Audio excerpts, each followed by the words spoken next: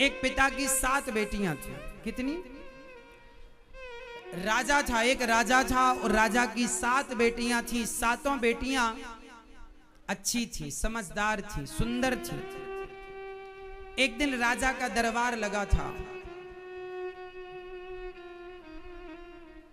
राजा ने अपने मंत्रियों से पूछा, मंत्री बताओ तुम किसका खाते हो? मंत्री ने कहा, सरकार हम आपका खाते हैं। प्रजा से पूछा राजा ने, तुम किसका खाते हो? प्रजा ने कहा, मालिक हम आपका खाते हैं। राजा को बड़ा घमंड था, अरे मैं सबका पालनहार हूं, मैं सबको खिलाता हूं। राजा ने अपनी पत्नी से पूछा, तुम किसका खाती हो? पत्नी ने कहा, सरकार हम आपका खाती हैं। बड़ी बेटी से कहा, बेटा तुम किसका खाती हो? पिताजी आपका। दूसरी से कहा, तुम किसका? पिताजी आपका। तीसरी से पूछा, पिताजी आपका। चौथी से पिताजी आपका। पांचवी, छठी, 7वीं बेटी से पूछा, बेटी तुम किसका खाती हो? उस बेटी ने बिल्कुल सही उत्तर दिया, पिताजी मैं तो भगवान का दिया अपने भाग्य का खाती हूं, ईश्वर का दिया अपने भाग्य का, जो मेरे भाग्य में है, जो विधाता खिलाएगा खाऊंगी। पिता को बात बड़ी बुरी लगी कि मेरी बेटी ऐसा कह रही है। उस पिता ने बेटी का विवाह, 6 बेटियों का विवाह तो अच्छी जगह किया, राजकुमारों के संग, लेकिन 7वीं बेटी के लिए मंत्री से कहा, जाओ इसके लिए ऐसा दुल्हा ढूंढ के लाओ जो अपने पांव से चल भी ना पाए, गरीब हो, खाने के 2 रोटी की भी व्यवस्था ना हो। जंगल में एक लकड़हारा था, लकड़ी काटने गया, अचानक उसे कोई रोग हो गया। वो जंगल में ही कई दिनों से भूखा प्यासा पड़ा था और दुबला पतला हो गया, मरने वाला था, 2-4 दिन में मर जाएगा। मंत्रियों ने बताया, महाराज जंगल में एक आदमी मिला है, बिल्कुल दुबला पतला, मरने की स्थिति में। राजा ने कहा, उसी से मेरी बेटी का विवाह करो, छोटी का। उसने कहा ना कि हम भगवान का दिया, देखते हैं इसको भगवान क्या देते हैं। हम तो देखो अपनी बेटियों का विवाह राजा महाराजाओं से किया, महलों में रह रही हैं, अब देखता हूं किसका भगवान इसे क्या देता है।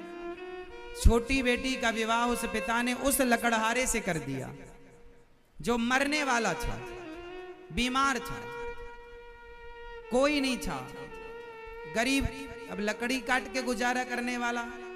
मैया को जगा दो, सुन ले थोड़ा सा। मेरी माँ 7 दिन सोगी, मुझे पता है।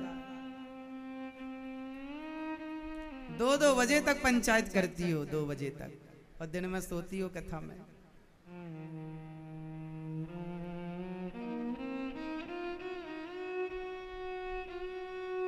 सुनो, फिर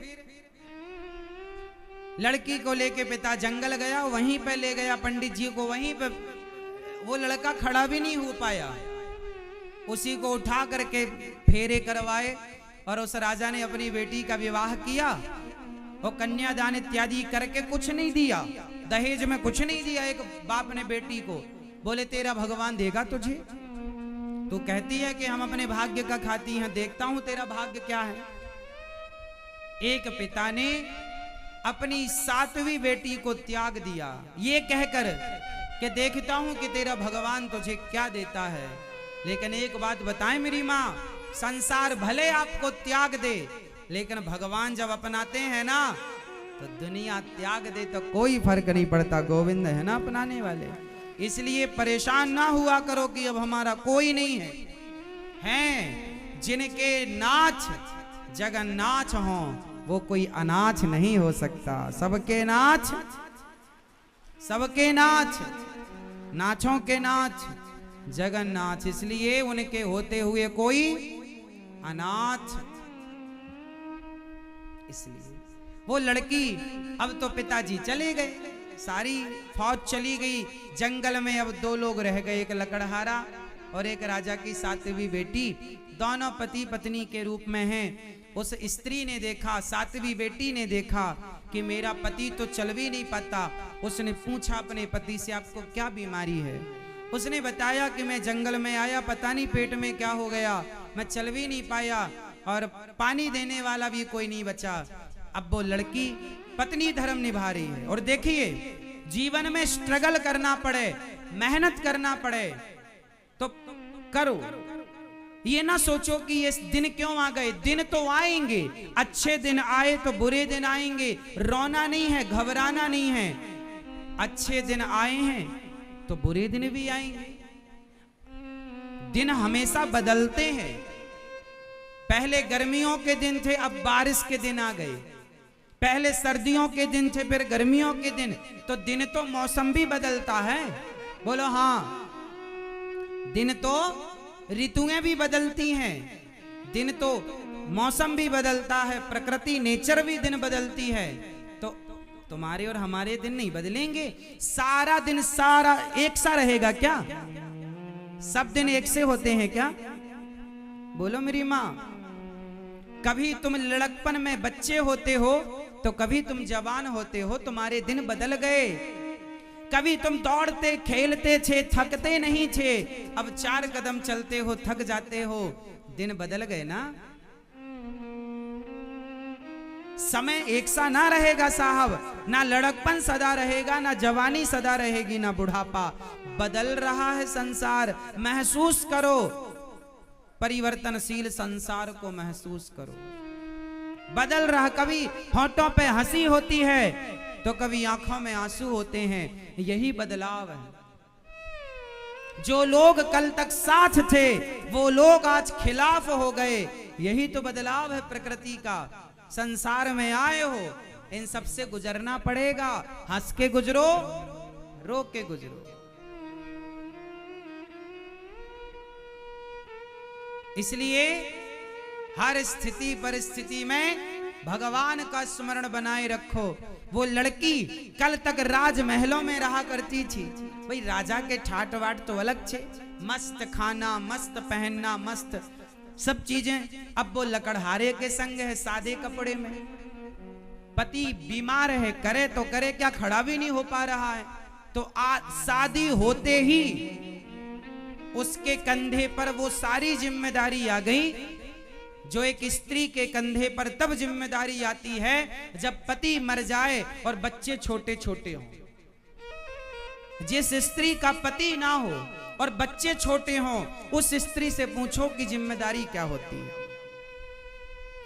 वो स्त्री की स्थिति इसके सामने थी। शादी होते ही उसी दिन से, उसी समय से अब वो जंगल की लकड़ियां काटे और लकड़ी काट काट करके वो पास के शहर गांव में जाए, बेचकर नई नवेली दुल्हन, हाथ की मेहंदी नहीं छूटी, और वो जंगल की लकड़ियां। राजा की बेटी, समय है साहब, समय है।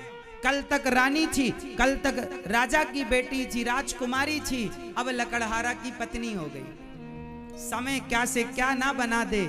इसलिए समय बदलता है और समय तुम्हें न चाहता। तुम्हारी कोई औकात नहीं, हमारी कोई हैसियत नहीं। हम सब समय के अधीन हैं। लोग कितना भी कहते हो कि मैं अपने बेटे को डॉक्टर बनाऊंगा, लोग कितना भी कहते हो मैं अपने बेटे को इंजीनियर बनाऊंगा, जज बनाऊंगा, ये बनाऊं, तुम कितना भी सपना देख लो, लेकिन बनेगा वही जो समय उसे बनाएगा। वो तो समय आएगा तो पता चलेगा कि तुम्हारा बेटा क्या बनेगा। तुम सपने कितने भी देख लो, तैयारियां कितनी भी कर लो, पर समय जो बनाएगा वो बनना पड़ेगा। समय कहेगा कि आलू का ठेला लगाओ तो ठेला लगाना पड़ेगा। समय कहेगा कि भीख मांगो तो भीख मांगना पड़ेगा। तुम कितना भी पढ़ लिख जाओ, लिख जाओ, क्या बड़े बड़े पढ़े लिखे इंजीनियर लोग क्या पानी पूरी का ठेला नहीं लगा रहे हैं? क्या सब्जी नहीं बेच रहे हैं? समय सब कराता है मेरी माँ। इसलिए तुम्हारे हाथ में तुम्हारे बच्चों की डोर नहीं है। तुम माँ बाप हो, अच्छा सोच सकते हो बच्चों के लिए, पर होगा वही, हुई है सोई जो राम रचि राखा। यही विधि का विधान है। इस जरा जरा सी बात को आदमी समझ ले तो सुखी हो जाए, टेंशन फ्री हो जाए, पर ना जाने कब तुम्हारी खोपड़ी में घुसेगी ये बातें।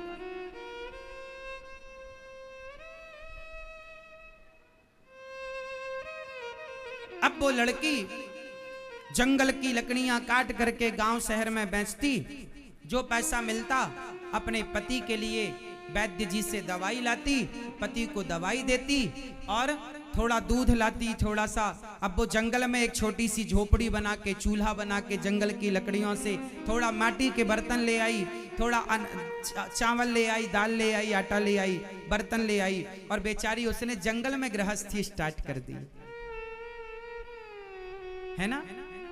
अब पति को बनाकर भोजन खिलाती, स्वयं खाती, थोड़ा दूध ले आती, दूध पिलाती। संयोग देखना कि वो दूध जब लाती और दूध अपने पति को गिलास भर देती हल्दी वाला, तो जब थोड़ा सा बच जाए ना, तो वहां जंगल में ना, अब उसे रहते रहते ये पता लग गया जंगल में जंगली शेर भी है, हाथी भी है।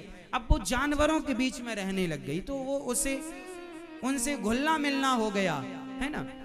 उसके कुटिया के बगल में एक नाग नागिन का जोड़ा रहता था, तो वो सांप सर्पणी जो थी वो दूध लाती, तो रोज थोड़ा बचा के सांप को भी दूध पिलाया करती, क्योंकि उसके संस्कार, हम भारतीय लोग हैं ना, हम नाग पंचमी को नाग को भी दूध पिलाते। भारत का आदमी ऐसे ही होता है, हिंदू आदमी ऐसे ही है कि सांप जहर देता है, लेकिन हमारी मान्यता हम उसे दूध पिलाते हैं।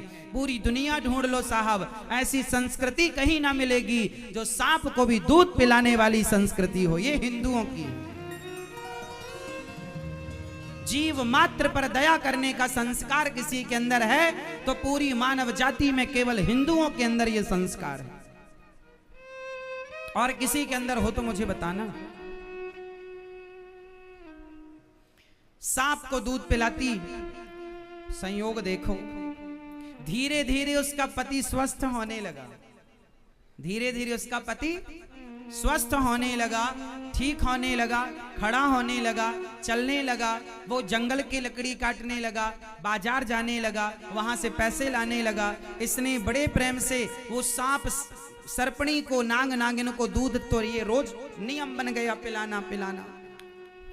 एक दिन सांप ने सपना दिया उस लड़की को, बोले तूने हमें दूध बहुत पिलाया है,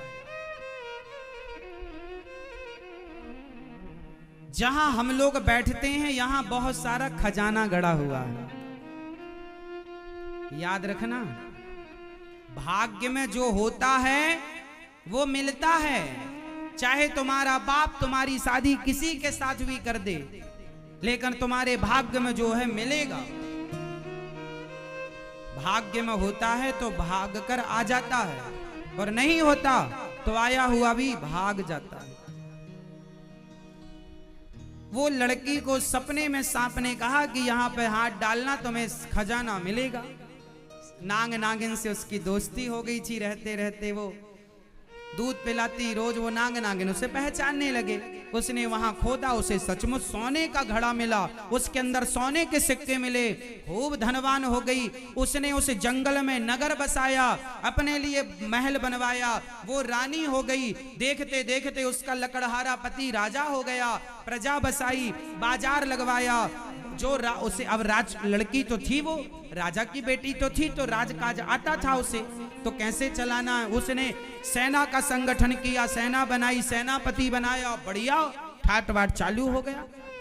टैक्स लेने लग गई और प्रजा की सेवा, खूब लंगर भंडारा लगवाया, कोई मेरे राज्य में भूखा नहीं रहेगा, खूब भंडारा, खूब दान पुण्य किया। सांप सर्पणी ने भी सोचा कि जब ये हमें दूध पिलाती है तो इसे धन मिल जाएगा, तो ये सदुपयोग ही करेगी। याद रखना, भगवान भी धन उसी को देते हैं जो अपने धन का सदुपयोग करता है। ईश्वर कहते हैं तूने सही जगह खर्च किया, तुझे देने से ठीक है, तू सेवा करता है। जो अपने परिवार में ही लगा रहता है, केवल अपना ही पेट भरे और सुरा सुंदरी में लगाए, भगवान उन्हें ज्यादा दिन देख के देख लेते, तुझे देने का लाभ नहीं। वो लड़की देखते देखते महारानी हो गई। एक दिन की बात है कि वो रोज का नियम था कि वो रोज सबको, अब 20 साल हो गए इस बात को। कितने साल हो गए? 20 साल हो गए। एक दिन वो प्रजा को भोजन परोस रही थी कि तभी उसने देखा कि उसका बूढ़ा बाप लाइन में लगा था। तो लड़की है, अपने बाप को कैसा भी हो, कितना भी समय बीत जाए पर पहचान तो लेती। उस लड़की ने पहचान लिया।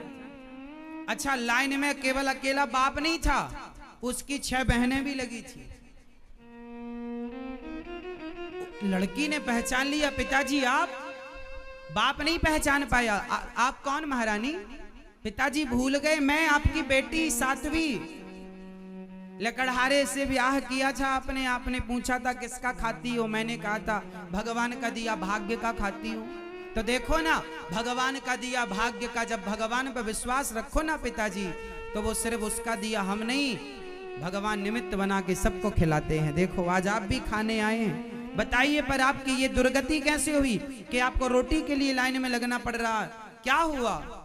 उसके पिता ने बताया, बेटी मैं घमंड में, अभिमान में चूर हो गया। मेरे सेनापति ने धोखा दे दिया, अन्य राजाओं ने आक्रमण किया, और जिन जिन के घर मैंने अपनी बेटियां ब्याही, सबका भाग्य ना जाने क्या खेल खेला। सबके राज्य में आक्रमण हुआ, सबकी सत्ताएं मिट गईं, सब बेसहारे हो गए, दर दर की ठोकर खाते भटक रहे हैं, सालों हो गए। बहुत भूख लगी थी, सुना था कि इस राज्य में भोजन बढ़ता है, तो तुम्हारे द्वार पर भूख मिटाने आ गया। पिताजी, सबका पालन करने वाले भगवान होते हैं। भगवान हमें पैसा दे तो हमें ये नहीं सोचना चाहिए कि मैं पालनहार हो गया, मैं भगवान थोड़ी हूं। पिताजी, आपने अपने आप को भगवान मान लिया था। आपका अभिमान इतना बढ़ गया था कि आप सबसे अपनी तारीफ सुनते और कहते कि मैं सबका पालनहार हूं। पिताजी, वो अभिमान मिटा के आप भगवान की शरण में जाइए, और जो करते हैं भगवान को, उनकी मर्जी के बिना पत्ता नहीं हिलता। और वो देना चाहें तो भिखारी को भी करोड़पति बना दें, और वो लेना चाहें तो करोड़पति को भी भिखारी बना दें। ये परमात्मा का नित्य का काम है। पिताजी, अभिमान ना करना। उस लड़की ने अपनी सेना भिजवाई, अपने सेनापति को आदेश दिया कि पिताजी के राज्य पर जिसने आक्रमण किया हो उस राजा को पराजित किया जाए। सेनापति गया, राजा इत्यादि उसकी टुकड़ी गई, उसने पराजित किया, अपने पिता का राज्य लौटाया, अपनी बहनों का भी उसने राज्य लौटाया, और अपनी बहनों का राज्य लौटाकर उसने सबका ये घमंड मिटा दिया कि मैं करता हूं। करते कौन हैं? इसलिए आप कभी अपने आप को करता नहीं मानेंगे। हर व्यक्ति अपने अपने भाग्य का खाता है, कोई किसी को नहीं खिलाता, कोई किसी को नहीं खिला सकता। सबको खिलाने वाले भगवान हैं।